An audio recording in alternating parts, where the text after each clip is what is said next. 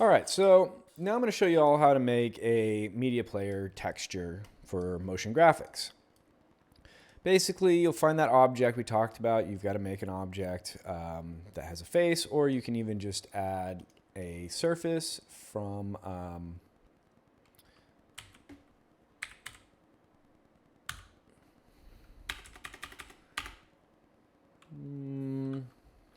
the shapes folder here.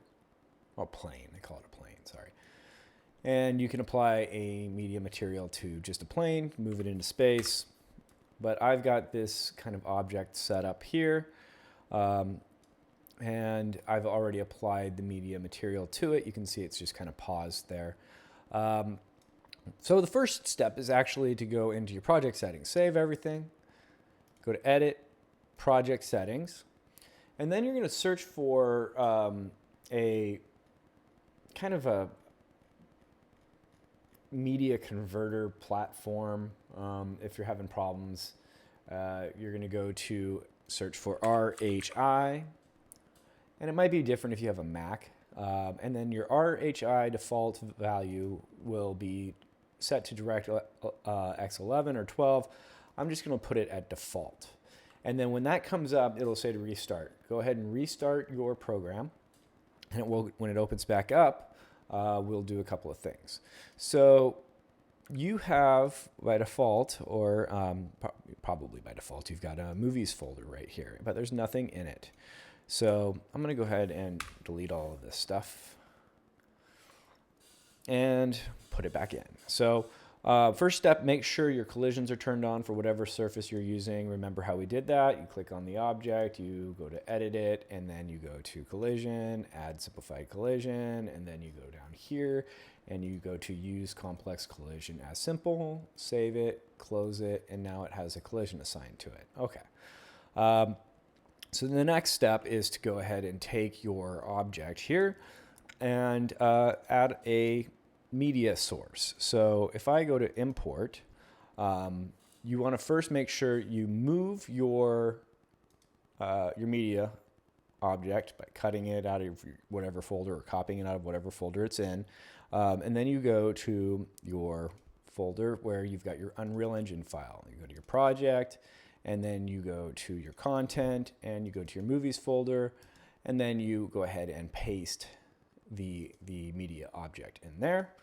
Once it's in there, you click on it, and you go ahead and go open.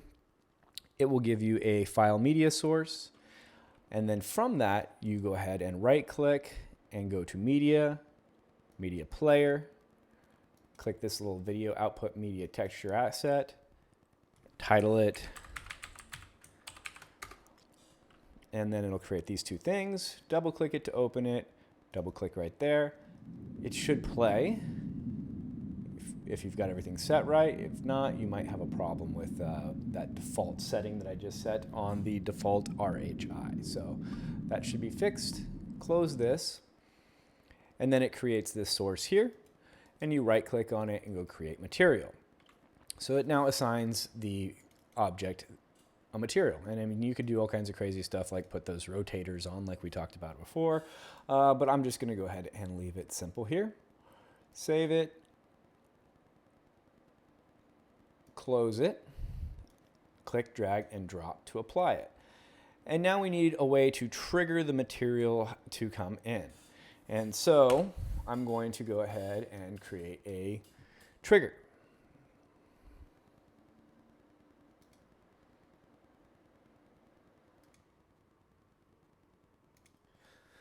Okay, so the trigger is basically going to be something that you step on and it starts the movie playing. So I'm going to go ahead and go to all classes and type in trigger and select a box trigger. Grab the box trigger, move it into space. And then I'm going to change the size of it so that it takes up the whole room. So just spacebar a couple of times.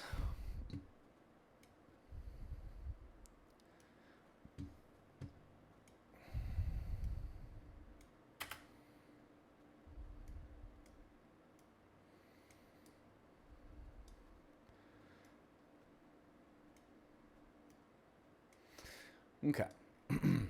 So with the trigger clicked, we're going to go ahead and go to a new place called Level Blueprints. This is basically the brains behind the operation of the entire project here. And we're going to add something like this. So we right click when we have that object, the trigger box selected, and we click Add Event for Trigger here. So we have it selected in the other screen, and that's why it's available here. So now we'll do collision, begin overlap, and I'm going to add another one for end overlap.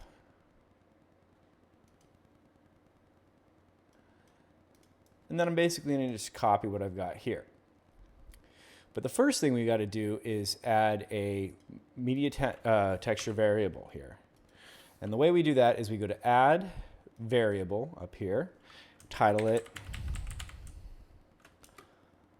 and then with it selected, come over here and search for media, oh, not there, I'm sorry. Right here, click on this and go open media source, file media player. Oops, that's not it. Media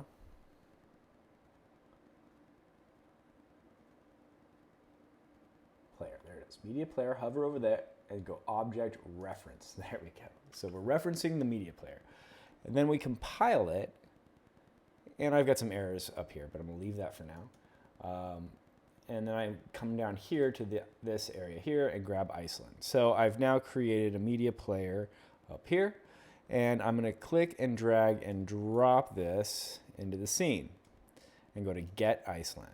Okay, so that's our media player. Now we're just going to tell it to do some stuff. So the first thing we're going to tell it to do when we overlap is get the sound. So we're going to bring up a sequence, which is basically just a way of plugging in multiple objects to one event. So under A here, we pull this out and we type in add media sound component.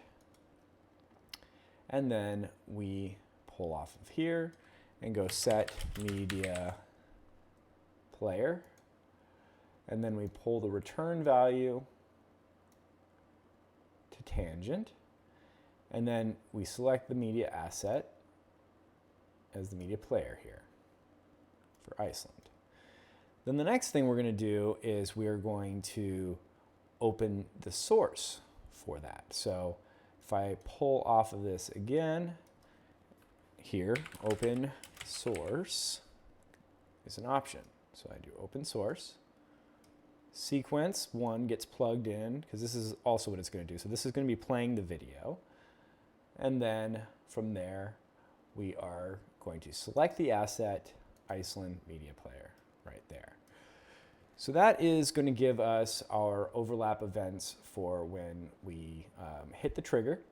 And now we need to stop everything. So we pull this out. So then we're going to go here and go close under functions right there. And the target is the media player.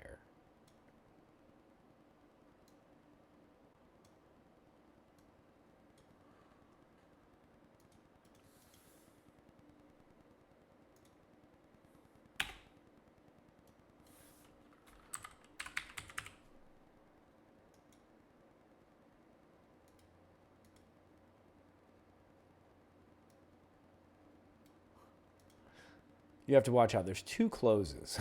So you can see close. The target is a menu anchor here. And here, the target is a media player. And that's what you want. So you can input that. So if you miss that, that'll help. Okay, so we've got our media selected. We've got it all selected here. And this is going to make what we want happen.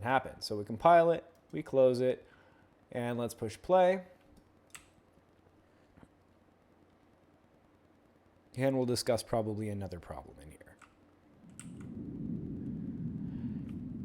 All right, so if your video's upside down or things aren't quite lining up the way you intended them to, go ahead and open up Blender here.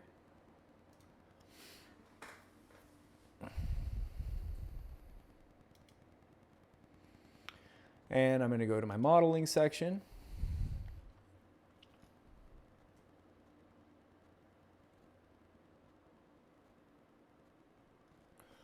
And I'm just going to search up here for Motion G. Tab over to object mode, select Motion G. And I am then going to go to UV editing. Let me clear this off. Tab over.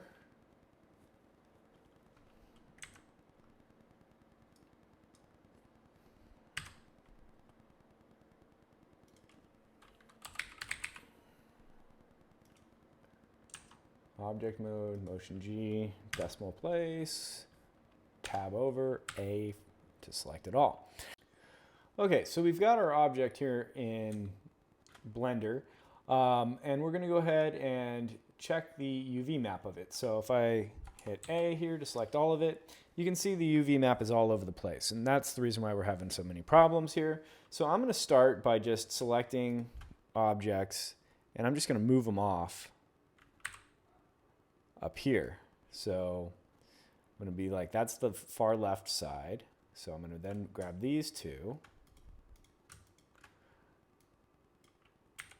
hope for the best as I rotate them 90 degrees and hope that I'm not making them upside down. Put that up there. And I'm just going to keep kind of spacing these. Oops.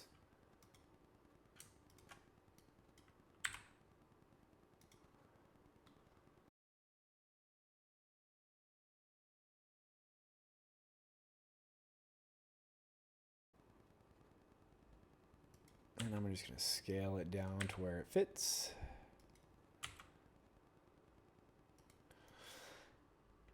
And then I'm going to apply a material to this just so I don't have to bring it all the way through. So I'm going to do an image texture, and let's see, is there anything in here I can use? Let's do this one.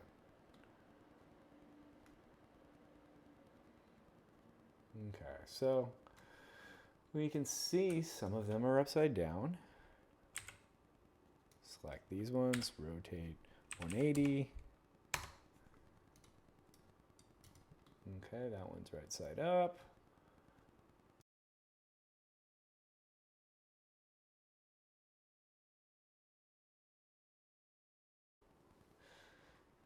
So then once you get that, you go ahead and switch back to object mode, and then you go File, Export, Wavefront,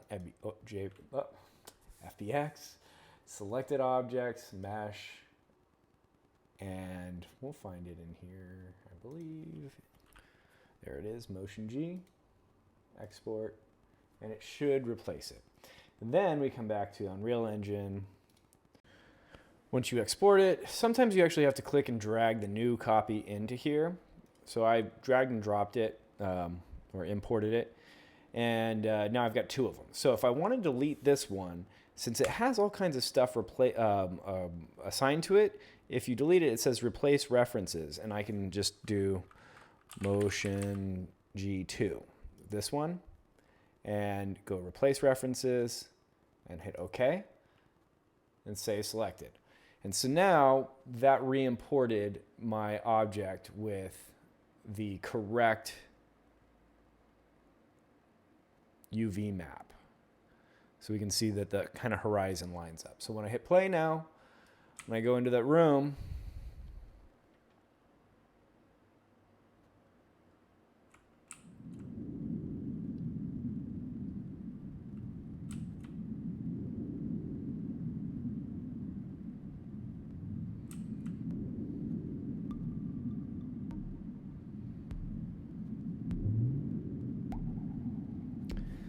it looks like it should.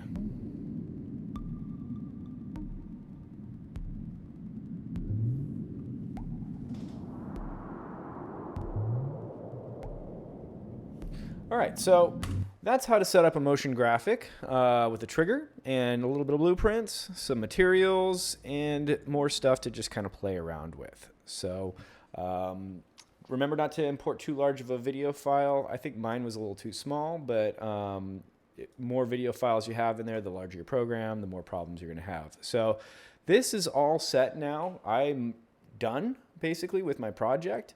The next thing I need to do is go ahead and package my project and make it into a game.